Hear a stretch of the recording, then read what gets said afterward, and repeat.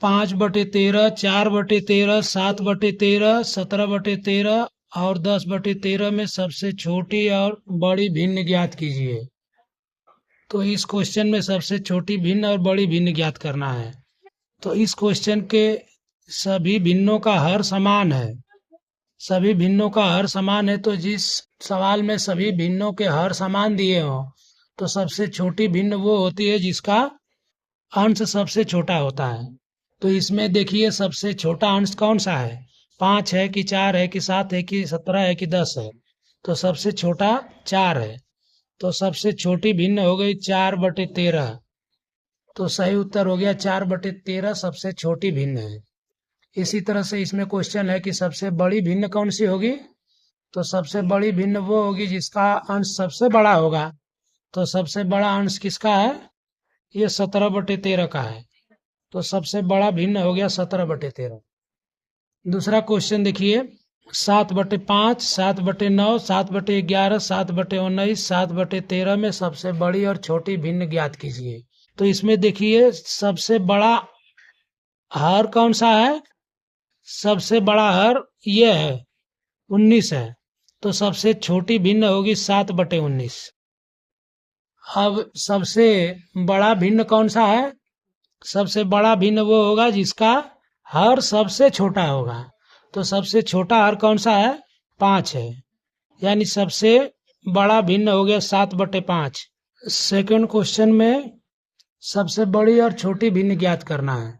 तो इस क्वेश्चन में हम देख रहे हैं कि सभी का अंश समान है, सभी भिन्नों का ऊपर वाला हिस्सा समान है। तो ऐसे सवाल को हल करने के लिए सबसे छोटी भिन्न वो होगी जिसका हर सबसे बड़ा होगा।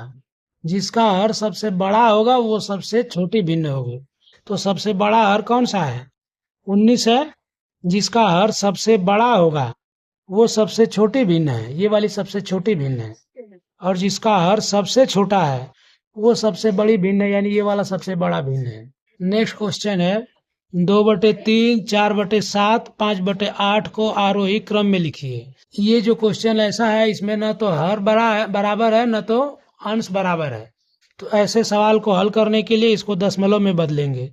3 से भाग दे में 2 में दशमलव लगाएंगे तो 20 होगा। तो 3 छके 18 यानी कि 0.6 होगा। फिर 2 बचेगा तो 20 हो जाएगा। फिर 3 से भाग देंगे 20 में तो 3 छके 18, 0.66। 4/7 को भी दशमलव में बदलेंगे तो 7 से भाग देंगे 40 में तो 7 × 5 = 35 यानी कि 0.5। फिर बच गया 5 तो 50 हो गया, 7 × 7 = 49 यानी 0.57। ये हो गया। तीसरा करेंगे, 5/8 को भी दशमलव में बदलेंगे तो 8 से भाग देंगे 50 में, 8 छके 48 यानी 0.6। 0.6 फिर बच गया 2 तो 20 हो गया। तो 8 दूनी 16, 8 दूनी 16। तो पहली भिन्न हो गई 0.66, दूसरी भिन्न हो गई 0.57, तीसरी भिन्न हो गई 0.62। तो आरोही क्रम पूछा है तो आरोही क्रम का मतलब हो गया कि पहले सबसे छोटे वाले को आगे लिखेंगे। तो सबसे छोटा है आपका 0.57, उसके बाद है 0.62, उसके बाद है 0.66। तो यहाँ पे देखिए 0.57 सबसे छोटा है। 0.57 का मतलब 4/7 पहले है। फिर उसके बाद 0.62 उससे बड़ा है तो 5/8 उससे बड़ा है। फिर इसके बाद सबसे बड़ा 2/3 है। तो ये हो गया आरोही क्रम। आरोही क्रम में ये सबसे छोटा है तो छोटा का निशान इधर करेंगे, इधर छोटा का निशान। ये सबसे बड़ा है तो इधर बड़ा का निशान करेंगे। ये आरोही क्रम हो गया। नेक्स्ट क्वेश्चन है चौथा नंबर, 3/5, 4/9, 5/7 को अवरोही क्रम में सजाइए। अवरोही क्रम बताइए। तो इसको भी क्या करेंगे, दशमलव में पहले बदल लेंगे, बदल करके जैसे आरोही क्रम सजाए थे ठीक उसका उल्टा सिस्टम अपनाएंगे। तो सबसे बड़ी भिन्न को पहले लिखेंगे, उसके बाद उससे छोटी और सबसे लास्ट में सबसे छोटी। तो यह अवरोही क्रम हो गया। इस क्वेश्चन का उत्तर कमेंट में दीजिए। इसका उत्तर क्या होगा? ये जो क्वेश्चन है, इस क्वेश्चन में क्या ज्ञात करना है? अवरोही क्रम ज्ञात करना है।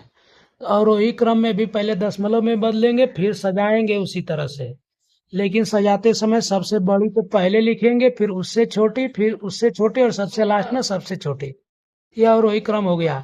तो अवरोही क्रम क्या होगा, इस क्वेश्चन का आंसर कमेंट करिए, जिससे मुझे पता चले कि किनको किनको सवाल समझ में आ रहा है।